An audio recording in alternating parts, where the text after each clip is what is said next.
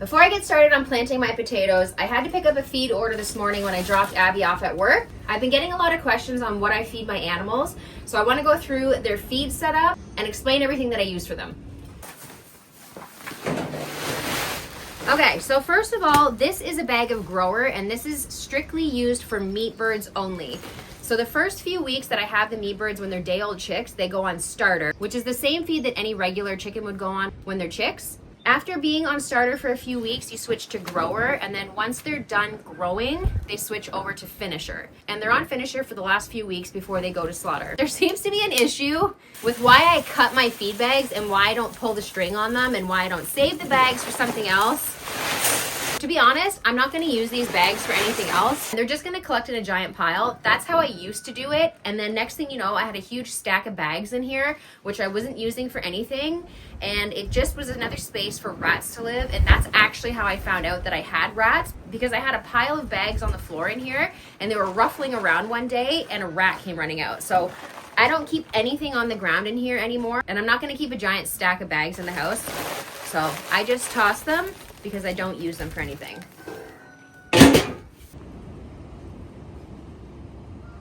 All right, so let's start at the beginning. First of all, I keep all of my feed in metal garbage cans because I don't want any kind of rodent able to chew through it and get to my feed. I grabbed these metal garbage cans from Home Depot, and so far they've been working great. The first bin over here, I just have shavings. So this is just shavings for the chicken boxes or for the brooder that have chicks. This next bin over here is chick starter. So it's basically just a crumb and it has everything in it that a chick would need. So I use this for all the chicks and the ducklings that I hatch, including my meat bird chicks when I pick those up. The next bin over here is just a layer mash, and this is what I feed my regular chickens. So it has everything in it. It's got some cracked corn. It's got a bunch of stuff in it. It has all the nutrients and everything that they would need. I still give them extra stuff on top of this, but this is a good place to start as far as nutrients goes for your chickens. The next bin over here is my goat feed. So this is just a goat ration and it's covered in molasses. So it has everything that the goats or a sheep would need actually. It's got everything in there and it's pretty sticky because it's got molasses on it, but they really like that. This bin over here is my pig feed, but I don't have my hogs yet, so I'm going to be switching. This used to be the pellets for my mini pigs. That'll be grower, hog grower that goes in that. This bin over here has black oil sunflower seeds in it. So I just pick up a 50-pound bag of sunflower seeds and I put those in there and then I mix them in with the chicken feed. Most of the time I just do that in the winter to give them something a little bit extra. This bin over here, it's got finisher in it. As you can see, the pellets are a lot bigger than the starter, the mash, or the grower. And the last bin here is the grower, which I already showed you when I was pouring in. So this is a little bit bigger than the starter, but smaller than the finisher. And this is what fattens up your meat birds before they're ready for slaughter. The only other thing I have in here is my bucket of fermented feed, and I've gone over that before, but basically what I do is I ferment my chicken feed. I definitely recommend fermenting your chicken feed for a variety of reasons. So as you can see by looking in the bucket, it's bubbling, which means it's active, it's fermented, and everything is going exactly the way it should be in there. It kind of looks, well, it looks unappealing. It basically looks like slop, but what you do is you put however much chicken feed you need for your chickens. It's obviously going to be different depending on how many birds you have, but for me a 5-gallon bucket every day is what they need, on top of some dry food. So the way to get started with fermenting your feed is take the amount of chicken feed that you need, put it in your bucket, and then you're going to cover it with water. You're going to give it a good stir, and you want to make sure that all of your feed is completely submerged underwater. It's the same as fermenting food for you or I to eat. You need to make sure that your food is submerged, otherwise you end up growing mold. So you fill your bucket up with feed and water, and then you're going to give it a good stir, and you're going to leave it for 24 hours. The next day you'll come back, you'll give it another good stir again. We're not adding anything to it. We're gonna leave it exactly the way it is. Just give it a nice good stir so it's all mixed up again. Then you're gonna leave it for another 24 hours. On day 3, you should see some bubbles forming in your pail.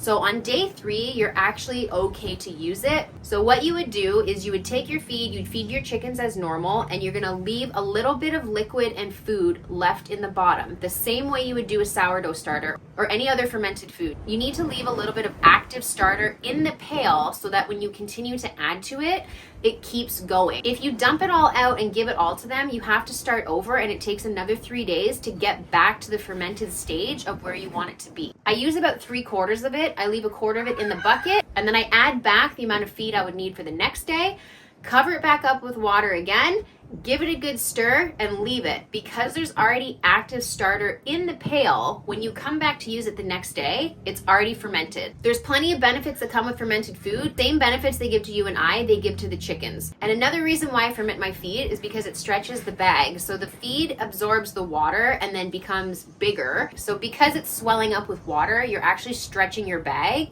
and saving money on feed. So those are the couple reasons why I ferment my feed, and the chickens love it. On top of goat ration, my goats obviously get hay. They like first or second cut hay. They're not very picky. So typically I buy the small bales, but last year at the end of the season before winter, I ended up getting one of those really big bales. They're like the circular bales, but they're rectangle. I believe it's 900 pounds of hay. Anyway, so what I did was I flaked it all apart and I brought it in here and stacked it in the corner. It's actually cheaper to buy the big bale like that and break it down rather than buy the small bales. This also got us through the whole winter, so I didn't have to run out and get any more hay during the winter, which in previous years, that's what I would have to do. You cannot just feed your goats hay or just grain. They need a combo of the both. They get different things from the grain and different things from the hay. So definitely something to keep in mind if you do get goats. Now that I'm done going over all the feed, I actually have to go feed them now, and then it's time to get started on planting my potatoes.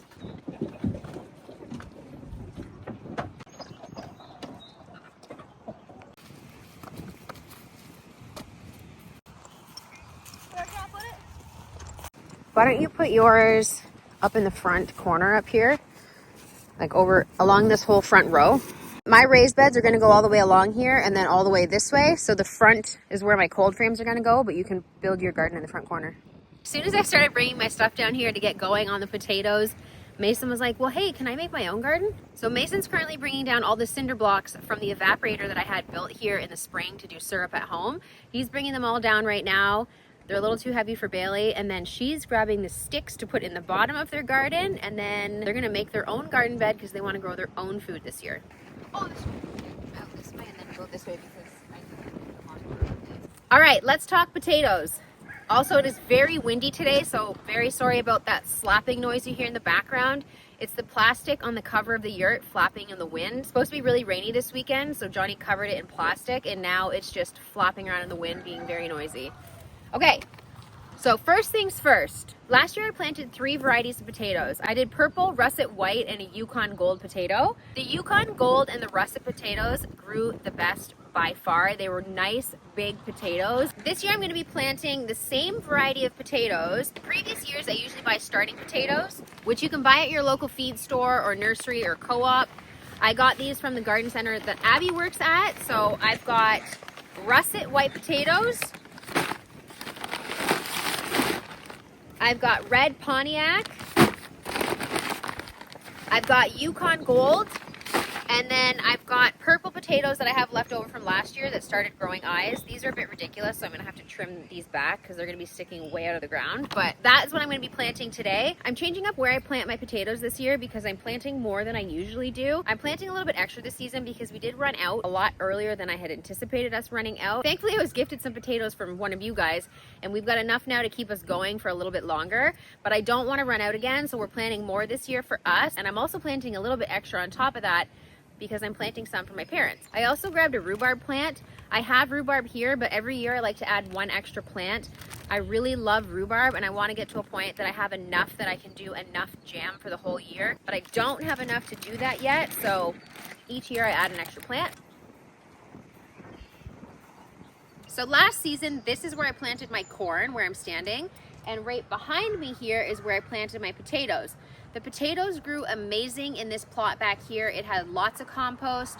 It had lots of good topsoil in it. I added some triple mix, and it was the first time that I'd grown potatoes in that spot, so they did amazing. This was not big enough to grow enough potatoes for all of us, so I'm going to be taking over the area where I grew my corn, and I'm going to be putting potatoes in both of those plots. That should be enough space for the potatoes that I need, but if it's not enough space, I'm going to move over and take over the patch that I planted my sunflowers in. Because sunflowers and corn don't need to be planted for several weeks still, I've got plenty of time to make a new bed for them, but because potatoes need to be in the ground now, I'm just going to use the beds that I have already available to me.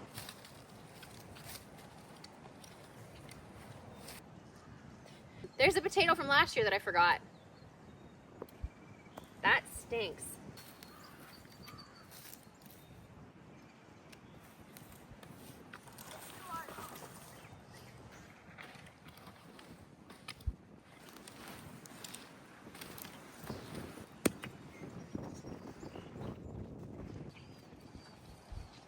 Mason started carrying the blocks down. He's like, oh, I'm gonna use the sled and I'm gonna pull the blocks down. I'm like, okay. So he pulled some blocks down and then he's like, forget this, I'm going to get the four-wheeler, I'm towing it. Can I do that? I said, yes, go ahead, tow it. So he's gone to get the four-wheeler and tie the toboggan to the back of it and use it as a trailer to get his blocks down here. So we'll see how that goes. All right, so the first potatoes I'm gonna be planting are the Yukon Gold potatoes. And as you can see, they're just whole potatoes. So let me grab one of mine for a comparison. So these are the ones from the store. They haven't started sprouting yet on the potato, but that's fine. I'm still gonna plant it like this anyway.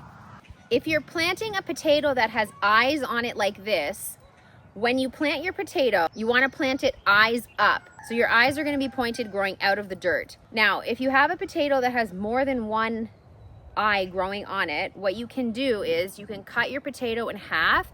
As long as you leave it about an inch around the outside of the eye, it'll be fine. But if you want to get more potatoes, cut this in half, and now you've got two seed potatoes. Oops, I just broke one. And then you've got two seed potatoes off the same one. Because I have so many, I'm not going to be cutting them all apart, but I am going to trim these down a little bit because this is a bit much sticking out of the dirt. All right, so the first thing we're going to do is we're gonna plant our potatoes between 4 and 8 inches in the ground. So I'm gonna go with 6 inches in the ground. That's typically what I do. And then you're gonna wanna plant them approximately 10 to 12 inches apart. And then you're gonna wanna make your rows around 2 feet apart. So they need space to grow. If they're all jumbled together, they're not gonna be able to grow big and spread out under the ground. They're gonna be all crammed together and you're gonna get little tiny potatoes, which is fine. There's nothing wrong with small ones. But if you want nice big potatoes, they need space to grow under the ground.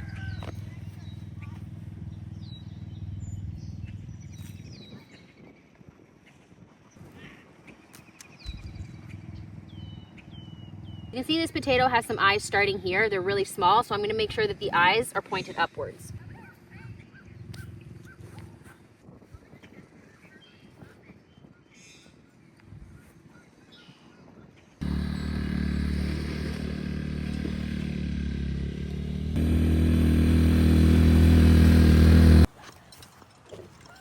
How'd the little trailer work? Much better? It was really good. Yeah? It took us 2 times though.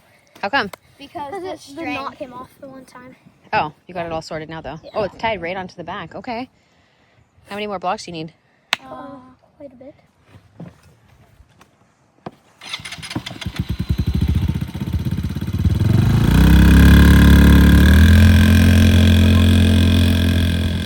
So there's the potato in the bag that's got a bit of rot on it on the one corner.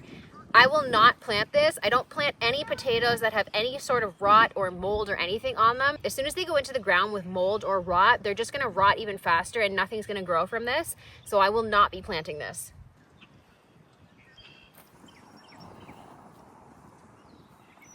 Looks like I missed a couple leeks at the end of the season last year and they've started to grow again. So I've got 4 leeks here and they're doing pretty well. So I'm just gonna leave them, I think.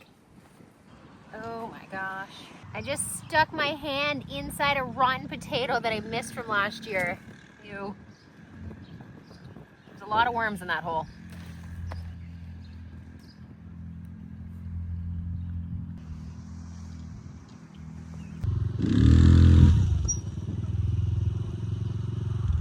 All right, so I've got 25 seed potatoes in the ground of the Yukon Gold, and now I'm switching over to the russet potatoes. We're in growing zone 6A, so we can start planting potatoes in the ground usually end of March, beginning of April. Because we had such weird weather and a long winter this year, we were still way below freezing at nighttime, and then we had a huge dumping of freezing rain. So now is the appropriate time for me to be planting. It's a little bit later than I would normally plant, but it's just the way that it worked out. Depending on the growing season you're in, that's going to determine when you start planting your potatoes and other crops. Growing zone 6A is a pretty decent and long growing season, so we do get the advantage of planting earlier and harvesting later, so we get more time to grow.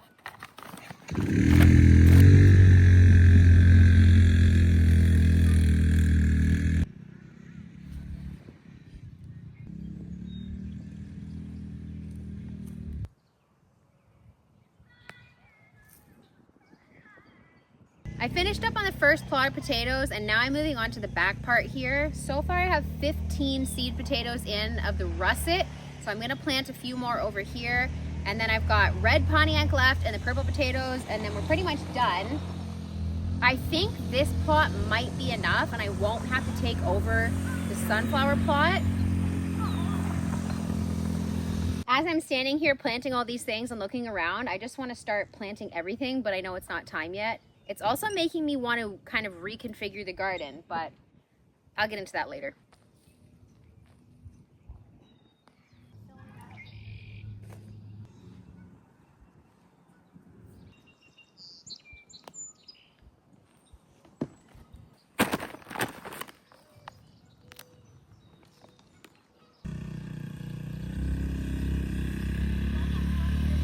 All right, so I've got 25 in of the Yukon Gold, and I've got 25 in of the russet, and now I'm going on to the red Pontiac. I'll probably do 25 of these as well, and then whatever's left, I'll do the purple potatoes.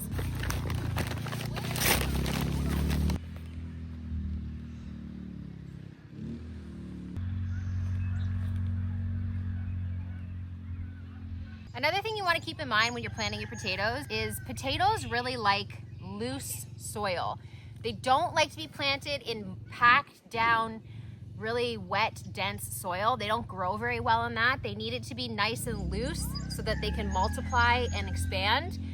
When they're in such tight soil, they can't do that. This soil is pretty good. It's nice and loose. I added a lot of amendments to this last year, and because it's only been planted in once, the soil is still really, really good. I will add compost and other things to it, but for right now, when I first plant them, I just plant them in the soil. And then as they start to grow, I'll hill them up, and then that's when I'll add other things like compost.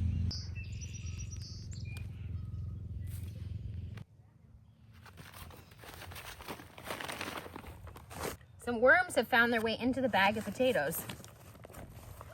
That is how healthy the soil is here. Oh, it doesn't need to be higher. See, you've got 2 beds here. Okay. Just remember, I have to put another raised bed here, right? What, here? I'm doing a row of 3, so I still need enough space to put another one in. This is fine here, but I would probably move that one in front of this because I still need to put a whole nother raised bed here, but this looks good.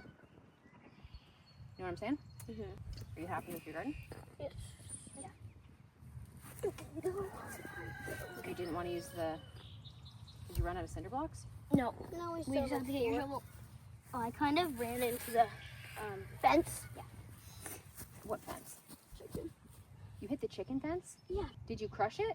No, not really. Is there a hole? No. It's just like dented a little bit. Yeah. Okay, well, let's not do that. You need to be paying attention when you're riding. Okay, just be careful while you're riding. What are you guys gonna plant in your garden? Tomatoes. Zucchini. Yeah, you love zucchini. What else are you gonna plant? Zucchini. Yeah, what else? Carrots. Cucumbers. Cucumbers. Pumpkins. Are you gonna plant stuff in the holes in your cinder blocks? Yeah. Basil. That's a good one. Yeah, you could plant basil in there for sure. Because you like pesto, yeah. But before you put your topsoil in here, make sure you put some sticks in the bottom. Oh, like literally just rows of sticks? Well, it doesn't need to be row, just like throw them in. Just some sticks, yeah. A couple other things to consider when you're planting your potatoes is you want to make sure that your soil and where you're planting your potatoes is not super wet. You don't want it to be really wet or an area that collects a lot of water, because as soon as your potatoes go in the ground and it's wet like that, they'll just start to rot and nothing will grow. You want to make sure that your soil is relatively dry, not bone dry of course, but just not muddy. I also like to plant the potatoes that look the best in the bag. I always will plant a more uniformly shaped potato over these sort of weird funky shaped ones. I like to go with the bigger potatoes, not the small ones, and I like to go with the ones that look the best. I'd prefer to replicate a nice circular big potato rather than one of these weird shaped ones. So that's why I like to pick and choose which potatoes I plant. Of course, I'm not going to plant this. This is way too small. And I'm probably not going to plant this because this is really small. I like to go with the good sized ones, nice somewhat round shaped ones. All right, I'm down to the purple potatoes now. So let's get started on planting these purple potatoes. And then it's time to wrap up the first round of planting of this season, which is absolutely crazy. What's your bucket for? Oh, you're putting it in the bucket and then putting it in there. You can use the wheelbarrow if you want. It's right here. Yeah, that's good. Okay. Do you have a shovel? Yeah, we do. It's the one that you're using. Oh, so you want me to plant my rhubarb first so you can have the shovel? Okay.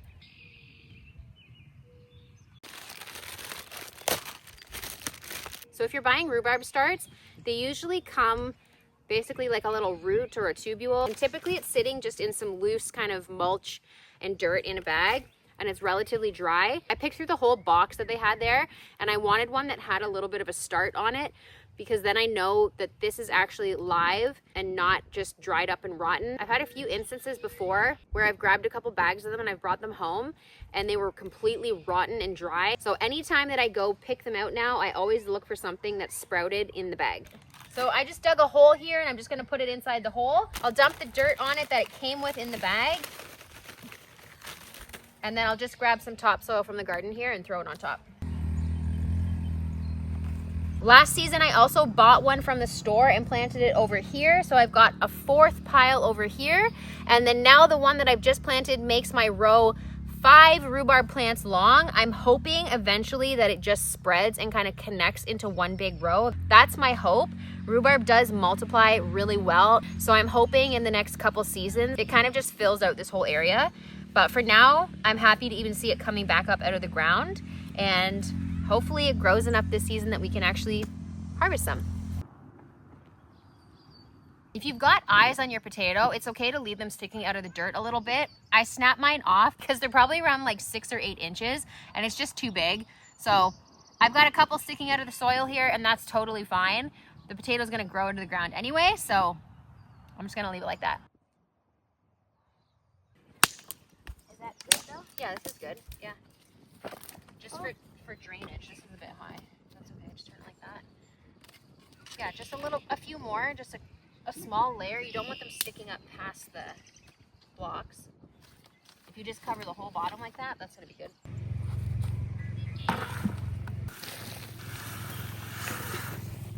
Looks pretty good. Do you like it? Yes. It looks great. I like how you filled up all the holes so you can plant in the outside of the blocks too. It took me so long. It took you a long time? Yeah.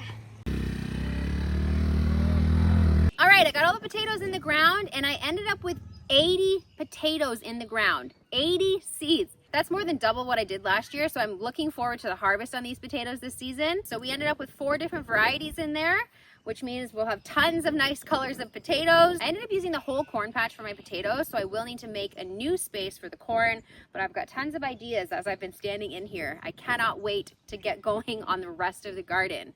That's pretty much it for this video though. Thanks for watching. Don't forget to follow me on Instagram @_livingdifferent, where you can stay up to date on what I'm doing all the time. I post on there multiple times a day. Don't forget to check out the website www.living-different.com, where you can have a browse through all the products I have to offer. I also added a little box on there, which you can subscribe to a weekly newsletter if you want. That pretty much wraps up this video though. Thanks for watching and I will catch you on the next one. Bye.